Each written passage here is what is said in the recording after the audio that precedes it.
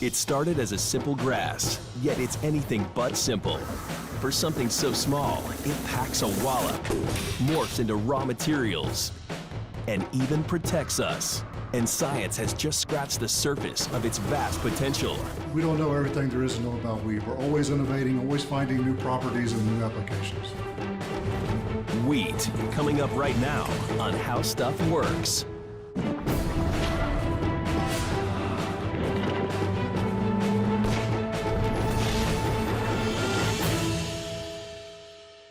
When we think of wheat, we think of bread. But this simple grain is everywhere. It's in familiar foods, hiding in fillers, and faking out our taste buds in places we would never suspect. If you're eating, you're probably eating wheat. Wheat is as old as agriculture itself, taking advantage of cutting-edge technologies to stake its claim as a plastic, a wood, and a futuristic indoor crop that may just rescue us from starvation. Without wheat, you'd have to put down that pasta, pour that beer down the drain, deep six that crab cake, and step away from that golf tee. If there was no wheat, you'd have to, because it's not just for bread anymore. This may look like a typical door, but under its skin, it's a lot more. Not just because it's fire resistant up to 1700 degrees, or that it is exceptionally strong, or even that it's made with green technology. This door is made of wheat. Yep, wheat. The same stuff that's in cookies and crackers. Doors are very important. They're barriers, and they do protect us. There are three parts to a door, and the part that is the wheat is actually the core, which is about 90% of the door itself. But how can wheat make a door? Isn't that a job for wood? After all, wheat is just a grass. True, but it's a lot different than your front lawn. In the genus Triticum, grass is a common green plant with jointed stems and long, narrow leaves. And it's these jointed stems that provide the strength to stop a raging blaze. We're going to go ahead and cut out a block to see what's inside. This door is a 60-minute fire-rated door. A comparable wood door would be 20% heavier, and yet it wouldn't hold the 60-minute rating. As you can see here, we have the three parts of the door, which is the core, the plug, and the veneer. Core being the most important part for the fire rating. And that's just one reason why wheat is in more places than you might think. Mainly known as a food source, wheat is one of the top 3 produced crops in the world. Wheat, after all, is the main ingredient in breads, pasta, and even the beloved pizza. It may look delicate, but this is one tough plant. I think wheat's also unique in that it's grown in such diverse places. So it's grown at sea level, it's grown at high elevations, it's grown in the tropics, it's grown at high latitudes, it's grown under high rainfall conditions, it's grown under drought conditions. So it's a very adaptable crop.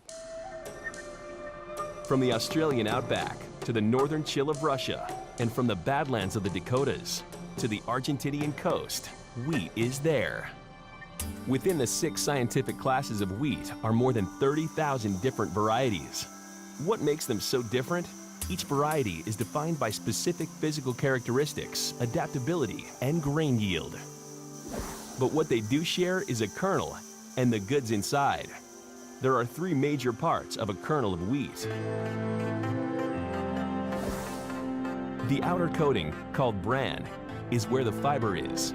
The heart of the kernel, or germ, contains essential oils, vitamins, and minerals. But most of the kernel is made up of something called the endosperm, where the complex carbohydrates are stored, and 2 proteins that work together to make gluten. But what is gluten? It's a protein with elastic qualities that makes wheat unique and makes bread stretchy enough to rise. The gluten that gives structure to bread and cookies and other products that we make from wheat. And that's pretty unique to wheat in terms of those protein properties. Durum wheat is the most ancient wheat and has the greatest concentration of gluten, which makes it very tough. Flexibility and strength make durum wheat ideal for pasta products. Hard red spring wheat contains slightly less gluten, which makes it great in breads because it withstands expansion and is light enough to rise. If you need to bake a cake or a pastry, soft red winter or soft white wheat would be best. They have even less gluten, which makes for softer dough. Hard white wheat. This wheat is only grown in 10 states, but contains almost 12% protein, making it very nutritious. Hard red winter wheat is king. It is the largest wheat crop in the United States, with more than 40 million acres harvested annually, and its gluten content makes it the most versatile. These grains pack a punch filled with protein, vitamins, and minerals. But how did these little berries get to our table?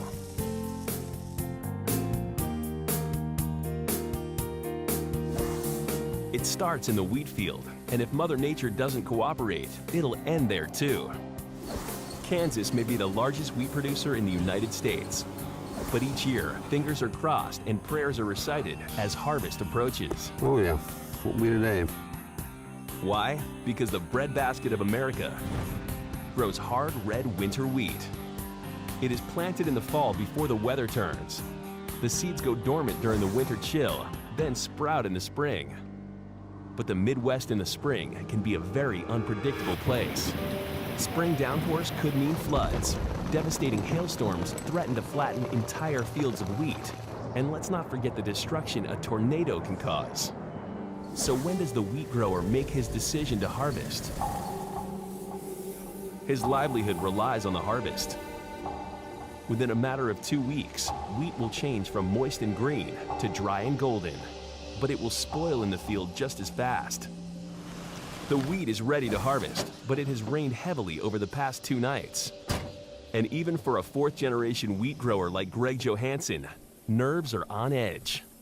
The stem should snap off in your hand when you break it off the head, but as of today, that ain't gonna happen. Being wet doesn't thresh out in your hand very well. And you should be able to bite them and they'll snap. I mean, they'll be hard. And these, I can put my finger in them. That's showed that they've taken quite a bit of moisture. It's back to life around here. You know, that's just the way it is. The Johansson's 800 acres of wheat should be cut in 1 week. But the soil is muddy and the wheat lies flat in spots. What can he do? The only thing he can: wait for the earth to dry and pray for no more rain. Grain-wise, I think if the sun would come out and we get a breeze like this, probably by Sunday, maybe a couple days. But I'm not sure that is feasible being that wet on the ground. 1.5 inches of rain, and this being covered like this, the sun can't get to it. Luckily, Mother Nature has cooperated with a break in the rain for a few days. But the skies remain ominous. Now, time is as precious as the crop itself. A full-court press is underway to get the fields of wheat harvested before the next onslaught of weather. Ooh-wee. But how do you actually get the wheat out of the wheat field? Well, the best way is to use wheat's most valuable ally. 80 tons and 2 stories tall, the wheat harvester uses a grain header attachment with a razor-sharp scythe that cuts the stalks, threshes the grain out, and discards the chaff and straw, all in one pass. Slow going, it's down pretty bad. Down here in the trees and it's kind of damp, the straw is, so you gotta kind of slow, you'll plug it up. But it's rolling all right, it's just gotta be some slow going.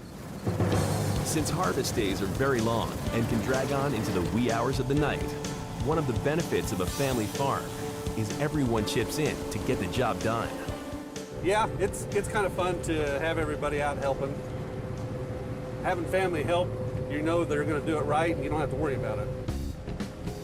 So once the kernels are harvested, where do they go? They are transferred to a stake bed truck, where the wheat begins its journey off the farm.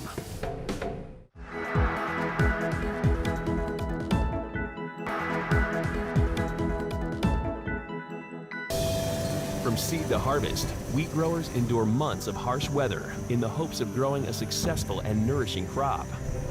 But during harvest, where does all the grain go? To the nearest grain elevator as soon as possible.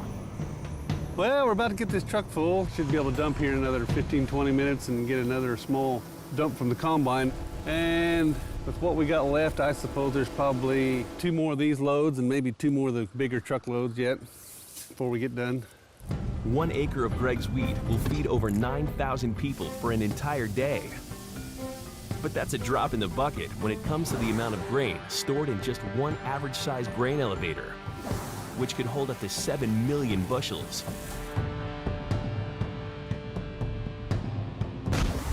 Wheat can actually stay in great condition for years if stored at the proper temperature with little humidity. But if proper storage doesn't happen, the grain could get too moist and kernels will go bad, or too dry and they will shrivel up. Or, if conditions are right, they could explode. That's right, explode.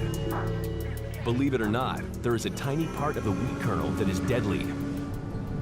It's the wheat dust particle, something smaller than the diameter of a human hair. Just like flaky dry skin, tiny dust fragments fly off the outer bran during transport. The requirement of a dust explosion is to have small particles dispersed in a cloud so that they're well surrounded by the oxygen of air. The size of those particles are critical. The maximum is about 300 microns, but typically you want about 30 microns. It's even smaller than you might think of a grain of sugar. And from there, it doesn't take much, a welding spark or even static discharge, to turn a grain silo into a 120-foot bomb. To prove it, chemical expert and Professor Jimmy Oxley shows the explosive nature of dust with a few simple tools. We're going to attempt a laboratory demonstration of a dust explosion with household flour, a candle for the ignition source, and a 1-gallon paint pan for confinement. And here we go.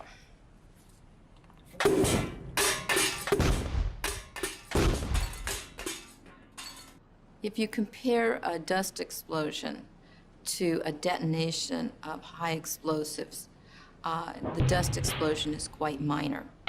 Now, to human beings that are in the unfortunate way, it's going to be catastrophic. The recipe for a wheat bomb is simple: tiny particles, confinement, and an ignition source. To prevent catastrophe, grain elevators run safety protocols, including ventilation systems, constant maintenance, and, not surprisingly, absolutely no open flames.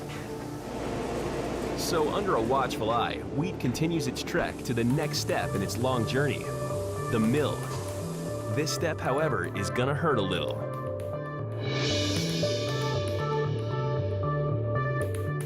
Each compact kernel is packed with vitamins and minerals, including iron, thiamine, and potassium, as well as vital carbohydrates, fiber, and protein. But how do you get them out of the kernel? That's where the mill comes in. At the mill, each kernel is smashed and transformed into flour. Flour milling is both a science and an art. There is a science to it in the flow diagrams and how it's laid out in the process.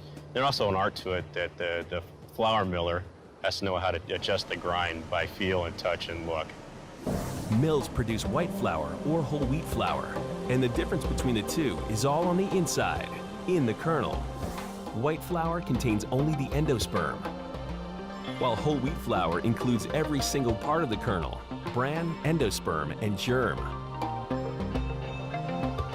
So, for every bushel of wheat, 42 loaves of white bread are produced, as compared to 60 loaves of whole wheat bread. And that's a lot of bread, no matter how you slice it. At this Horizon Mill outside of Los Angeles, California, train cars unload their 200,000-pound payloads of wheat kernels from the Midwest. This steady stream of wheat will be transformed into 2 million pounds of flour every 24 hours. But how does the mill get so much flour from such tiny sources? The answer lies within a complex maze of chutes, tubes, pneumatic pressure systems, purifiers, and sifters that converts the wheat kernels to flour. Perhaps the most critical step is what the industry refers to as the first break. Like smashing a coconut to get the milk inside. This modern version of an ancient grinding stone gets the job done in the blink of an eye. It first goes to the first break rolls, and they're a corrugated roll, and they're 10 to 12 corrugations per inch. And they're spiraled a little bit, somewhere around 3/4 of an inch. And the rolls come against each other, only they go at different speed. One's going 2.5 times the speed of the other one. So you're not really grinding, you're shearing. It's a shearing action. Referred to as middlings after the first break, the endosperm is still quite coarse. To reach a finer flour consistency, the endosperm undergoes 5 more rounds of grinding and sifting. So it's a continuous flow. It goes through a grind, it goes through a passage, it's lifted, it's sifted, goes to another roll, and we keep reducing that product down until there's no endosperm left to become flour. Now transformed, the wheat journey continues. Bulk trucks will carry 50,000 pounds of flour to their final destination, which could be a bakery near you. After all, where would we be without our morning toast? But with so many different varieties, which wheat bakes into the best loaf of bread? We use hard wheat for a yeast-based product like bread to give it that strength to allow it to withstand the high temperature and then set as a loaf of bread. In a cracker or a cereal, you don't need that structure. Bread making is Chemistry 101, using flour and yeast. Mix the two together and the yeast will consume the carbohydrates and sugars within the flour. This process generates energy in the form of carbon dioxide gas. Because of its elasticity, the gluten protein left in the flour traps the gas, causing the dough to rise. Now keep in mind, this is really exciting because bread in itself, at a point in the operation, it's alive. We actually have yeast that's growing. Few realize the importance of wheat flour, like industrial bakers. Oral Wheat has been baking bread for almost 80 years. They know that there are few, if any, more iconic symbols of home health and happiness than a loaf of bread. Here, wheat flour is the vital ingredient for the 12 million pounds of baked goods produced each month. You know, we as bakers, the main ingredient is flour. And everything we do is based on flour. Americans consume over 100 pounds of wheat flour a year, much of that in the form of bread. There's about 53 pounds of bread that's consumed by the average American consumer every year. So when we look at that 53 pounds of bread, we want to make sure that we're giving the consumer bread that's healthy and nutritious. Ever wonder how bread bakers perfect their recipes? They can't taste every loaf, so they test the flour. This tells us about the quality of the flour, what kind of loaf of bread is going to be produced if we use this flour. It's got a mixing bowl which can mimic what is going to happen in the bakery. It tells us about the mixing tolerance index. How strong is this flour? Is it going to take the stress in the mixer? So, without strong flour, we'd have weak bread.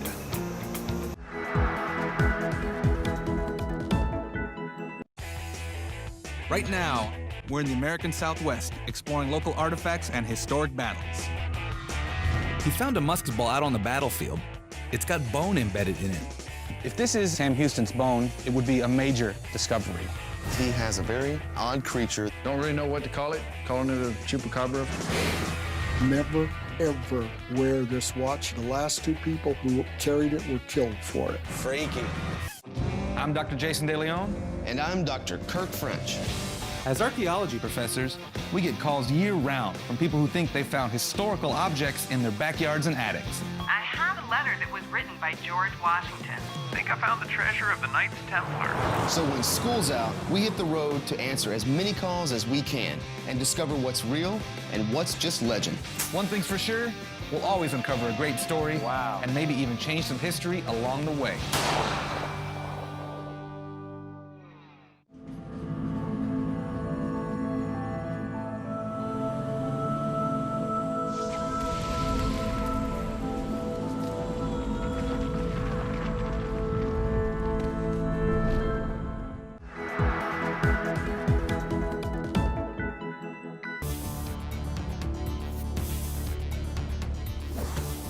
Sometimes nature has a funny way of working. Salmon have to swim upstream to mate. Salamanders can regenerate lost limbs, and wheat will grow just about anywhere with the right prodding. But what could certain fish and amphibians possibly have in common with wheat? Surprising as it sounds, they share a genetic trait.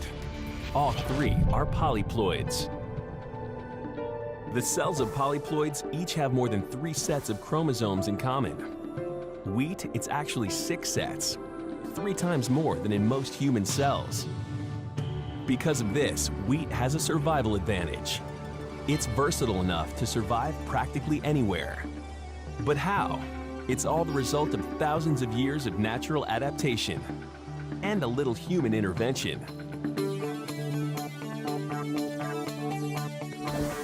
For centuries, wheat farmers not only grew different strains, but studied which had better yields and which didn't succumb to disease. Today, modern geneticists and breeders do the same thing. But why put so much time and energy into wheat? For one simple yet compelling reason, wheat still feeds the world. If we can create, for example, varieties of wheat that can withstand higher temperatures, then in areas maybe where wheat was not commonly grown, or even if it was grown, the yield was low, but now with the new varieties that are more tolerant to heat stress, these varieties will produce more grain. That is a significant achievement. And that is ultimately our goal. To move forward, it helps scientists to step backwards and understand where wheat comes from. After all, knowing your family tree can certainly fill in a few blanks, even when your family tree is a grass. Ancient wild wheat, which still grows in the Middle East, only contains a few kernels in the head and falls to the ground when mature, making harvest a back-breaking venture. But about 8,000 years ago, a mutant wheat plant that kept its head of kernels intact must have attracted the attention of an early botanist. When man came out of Africa, he saw these pure stands of wild wheat growing in the Middle East. So these plants, of course, at maturity, you will be able to see this plant a mile away because the spike, the head will be still there, whereas all the others, the head will be fallen off. So that man was a genius. Think of genetics as an elaborate game of chance, where a 1 in a million mutant may eventually change an entire species with enough time and a little help.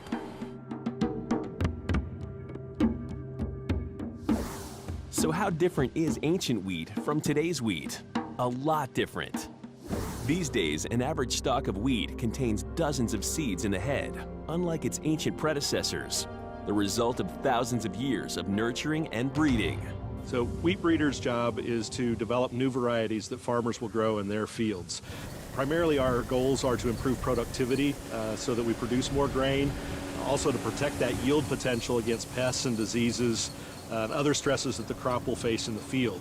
We also want to improve the quality so that it makes a good loaf of bread or a good cookie or whatever the end use is for that particular variety of wheat. Breeders have been in the fields for thousands of years, but today's geneticists lend a helping hand or a microscope from inside a lab. In one ongoing study, geneticists are searching for specific genes in wheat that allow the plant to thrive in high-stress climatic situations. For geneticist Zoran Ristic and his team, the goal is to determine which wheat genes do best at high temperatures. To test these stress tolerances, specific wheat plants are grown under precisely controlled conditions. We simply harvest all of these plants, collect the grain, and then assess the yield per plant. So we count number of seeds, we measure all the seeds, we determine the mass of individual seeds, and then we can make comparison between plants that were experiencing heat stress versus those that did not experience heat stress, so-called control plants, and compare different varieties of wheat. Why bother? Because climate change causes crop stress, and crop stress can lower yields, and that worries everyone from growers to geneticists to consumers. Even today, our global food supply is precarious, reliant as it is on nature's soil, water, and oxygen. However, farmers and scientists all over the world strive to make the system stable and devote their lives to this purpose. My objective is not only to satisfy my curiosity and to study how plants respond to heat stress, but also to try to help our nation and humanity throughout the world to improve the quality of food, to improve the production of food, to have better yield under stressful environmental conditions so that we can feed the population. Super wheat. It'll grow anywhere, anytime. This is the dream farmers had 8,000 years ago, and it's what drives today's wheat breeders.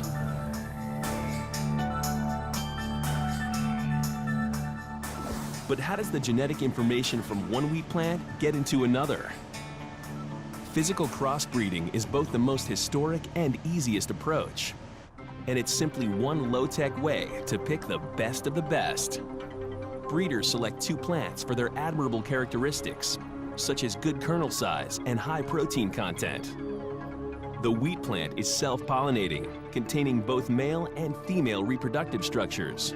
Cut the male anthers and their pollen will not reach the female structures. Pollen from another wheat plant can now be introduced, completing the cross. Over thousands of years, scientists have learned a thing or two about this reproduction process. But wheat still hides its secrets. Wheat breeding is much more complicated than it looks.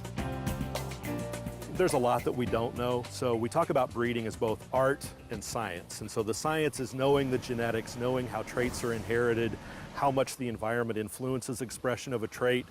It's also art in that the breeder goes out in the field to make selections by visually looking at a plant and saying, I like this one, it has good disease resistance, it's the right maturity. As we go along, we see more of a transition towards science and understanding the genetics better. The human genome is made up of around 25,000 protein-coding genes. The wheat genome is believed to be 6 times larger. We have a long ways to go in that regard in terms of understanding all the different genes, how they act and how they interact within the genome to give us the product that we have in the field. Genetic engineering, or the insertion of genetic information from one wheat plant into another, is doable. But that process is left to laboratory research scientists. But with so many thousands of varieties, can scientists really investigate every type of wheat? Yes, this investigation is ongoing at the Wheat Genetic and Genomic Resources Center Gene Bank at Kansas State University.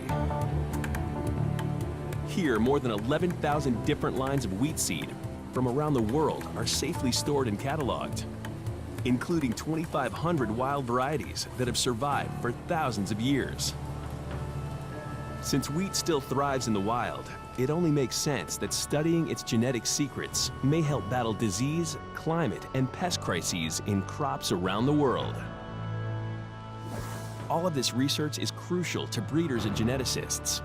Why? Because the creation of a new wheat variety can take upwards of 15 years to develop. And for those who succeed, the reward is more than scientific. This one I'm kind of proud of because this is my first million-acre wheat variety. This is a variety called Overly. We released this in 2003. It was the #1 wheat in Kansas in 2006. It's on about 17% of the acres this year, which would equate to about 1.7 million acres. It's a variety that has some interesting characteristics, a very high-yielding variety. It also has a larger seed, which is important because that helps the milling quality, because you can get a larger amount of flour from a bushel of wheat if the seed is larger. It also has very high quality going with very good yield, and that's kind of a difficult combination to get because they tend to be negatively correlated.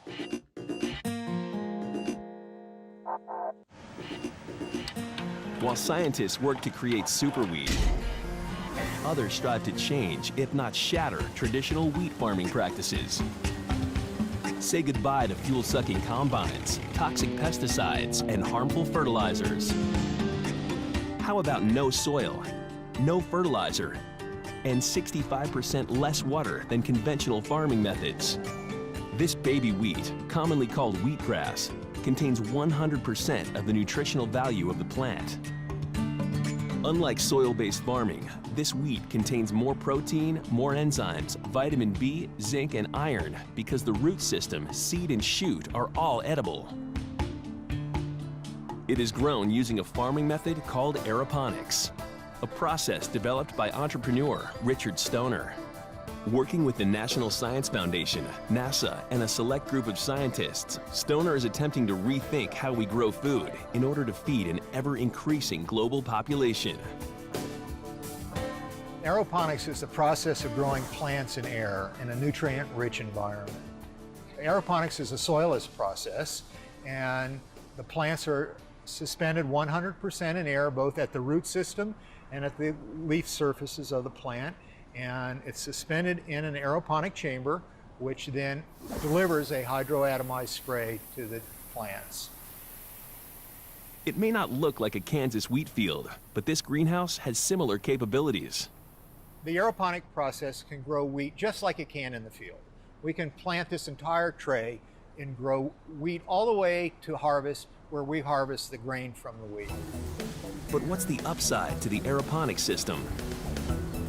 It's not designed to replace traditional agriculture, but supplement the food supply and grow vital plants like wheat in places where crops usually aren't found. We can grow every day, 365 days a year, inside a climate-controlled warehouse. AgriHouse's goal is to put systems everywhere we can and help reduce the carbon footprint. By increasing the amount of biomass per square foot basis, we can grow in densities that have been unheard of in the last 20 years. And so in that manner, we can supplement and increase the food supply for cities and metropolitans everywhere. The global population is estimated to reach over 9 billion by 2050, and there's growing concern about a viable food supply. Maybe this soilless system will alleviate some of that pressure because there is no single answer to the future of the world's food supply. Solving this future food crisis will require new innovation, intensive research, and determined farmers.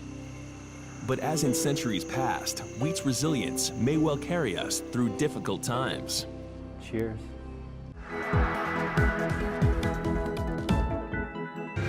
We're pumping almost 30 billion tons of carbon dioxide into the atmosphere each year. We face a year of reckoning. It's called geoengineering, and it could be the biggest gamble in the history of civilization. Now, a small group of scientists plan to use it in the fight against global warming. All right. The projects they propose are epic, controversial, and untested. Until now. We have to intervene. Discovery's Project Earth takes on geoengineering with real experiments on an unprecedented scale. Can these radical strategies save humanity? Or will they unleash the power of nature against us?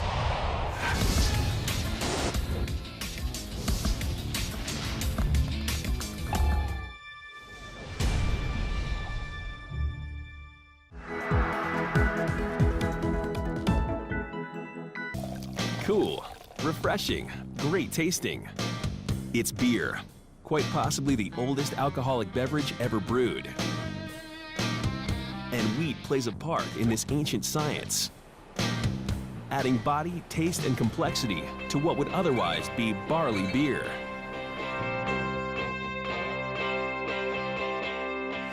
But what is the element of wheat that provides the unique flavor? It's in the starch. Wheat beer is an ale, and to compare it to a lager, it's like comparing two different animals. Because a lager is meant to be nice and light and very low color and clean and crisp. A wheat beer is more of a full-bodied beer, and that's what the wheat is doing for us. Wheat beer is considered a craft brew. Why? Because although it is a key component, wheat is not the main ingredient in the blend. Since 1989, Boulevard Brewing Company has been crafting wheat beer. Cheers. And exploring its tasteful possibilities. When I taste the wheat here, all I'm looking for is that it's got the proper texture, and I'm really just looking for all flavors at this point. It's nothing analytical right now, but because tasting it and feeling it in your mouth, it's the simplest, most easy quality control check that you can do. Every truckload, we'll get a sample out of the bottom of the truck, and we'll taste it, and we also have a few lab tests that we do to it. The process of brewing with wheat is no different from that of 100% barley beer, the one everyone knows. Instead, its distinctive taste is formed by chemical reactions at each stage of brewing, beginning with the malt. This is where the brewer tricks the grain into germinating. Now, the process of malting is where you almost get the grain in an environment where it thinks it's going to become a plant. So what it needs is it needs to feel some water on its feet and some sun on its back, and then it thinks, hey, this is the perfect environment for me to become a plant. Germination releases critical enzymes that will convert the starch in the wheat grain into sugar. The starch itself is a long chain of sugars. When the starches are broken down by enzymes, they become a form of sugar that another ingredient, yeast, will gorge on. The byproduct of the feast is alcohol. Although this fermentation process resembles traditional brewing, that doesn't mean it's easy. After all, even broken down starch is still starchy. Wheat is a little bit more trickier than barley to work with. The main difference for wheat is that it doesn't have a husk. So husks on the barley, the main reason why barley is used is because it has this husks that helps as a filtration bed. Wheat, which really doesn't have a husk, it's just kind of gummy, gets gummy because of all the gums, and so that slows that runoff. How does a brewer work around these difficulties? The answer is in the recipe. Wheat beer is between 30 and 50% wheat. The rest is traditional barley, the cereal grain that adds clarity, and hops. Hops, a member of the hemp family, lends the brew an acidic flavor, as well as antibacterial properties. But even if brewing wheat beer isn't the easiest, it's the unique flavor that makes it so distinctive for beer lovers worldwide. After all, exploiting the taste of wheat is really what it's all about. And to do so, Boulevard brews against the grain, leaving their wheat beer unfiltered. Which really means less processing, where you're not filtering all of the ingredients out of the beer. And that's one of the reasons you have the haze, is because you just haven't processed it so much. And while taste may be paramount, a beer has to look good too. It looks a little different. It tastes just a hair fuller. It gives a little bit more flavor. It's some citrusy notes in there and some very refreshing notes. And it tastes darn good at the end of the day. In kegs or in bottles, 70% of Boulevard's business is wheat beer. But it isn't easy to make each batch just as good as, if not better than, the last. When you buy a six-pack of beer, you want it to be perfect. You want it to be the same, no matter how the harvest of the wheat or the harvest of the hops or the harvest of the barley have been. People want it to be consistent. Consistency is not only a theme for the brewer, but the wheat breeder, grower, and miller, who all require a combination of science and art to manipulate wheat's unique properties. This multifaceted grain has transformative abilities that are unparalleled. And because of this, there are those who are thinking outside the wheat box.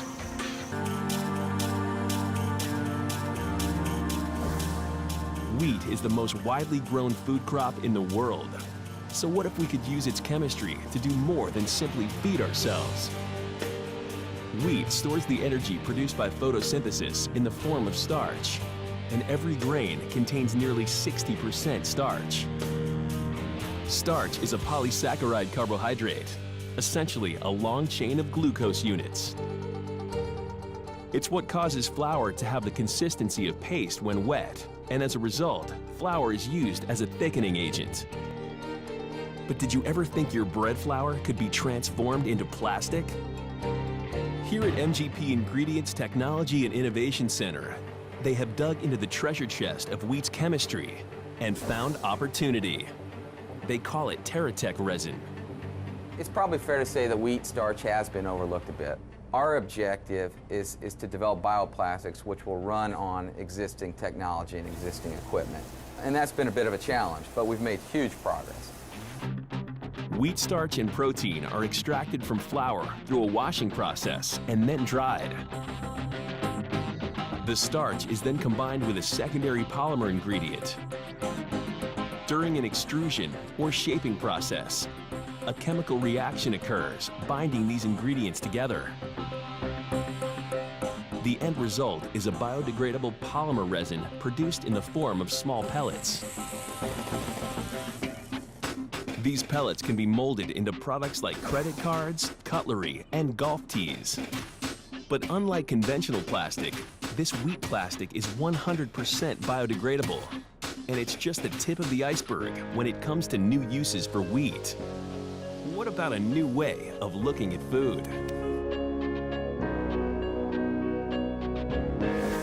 Wheat is unique in that it has gliadins and glutenins, and those two components form vital wheat gluten, and that is very unique in the protein world.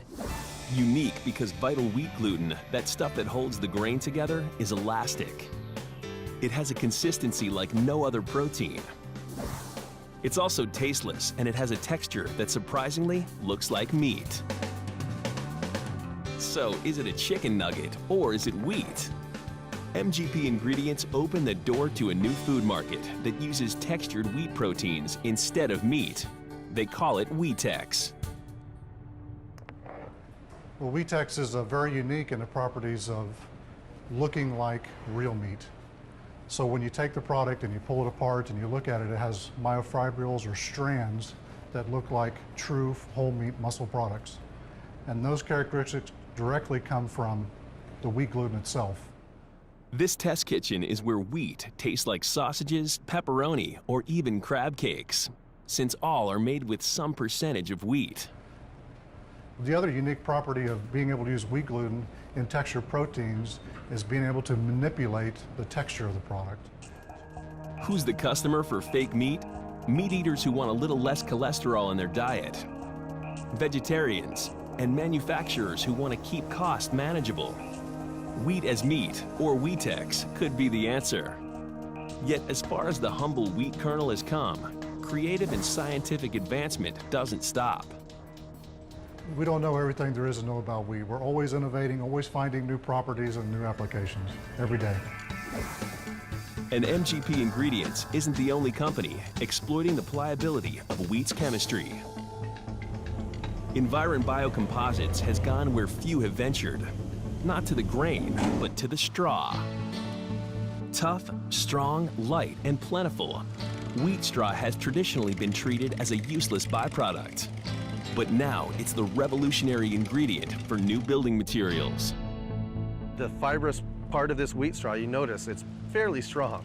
So it does have certain inherent structural properties that other particles would not have. The torsional or longitudinal strength of wheat straw, you can see what I'm doing here, you can actually tug on it pretty well, and that's that strong, solid fiber. Named biofiber wheat, this sturdy offering is both an aesthetic and functional alternative to traditional hardwood or particle board products. If you get particle board wet, it swells. But if I get the wheat board wet, it swells only 1/3 as much. So it's going to be much more dense, it's not going to swell as much, and at the end of the day, you have a non-formaldehyde ingredient. In wood-based particle board, carcinogenic formaldehyde is the binder that keeps it all together. But with biofiber wheat, Environ uses a urethane-based resin that keeps performance high and the customer safe. Wheat straw is trucked into Environ's Minnesota factory from across North America and Canada in bales weighing 1,250 pounds, which also happens to be the average weight of a dairy cow. After inspection for rot and any garbage, the wheat straw enters the first machine on the line, where it's gnawed into small fibers. We blend it with a resin. It's a formaldehyde-free resin that we run through the system. You get a core and a surface.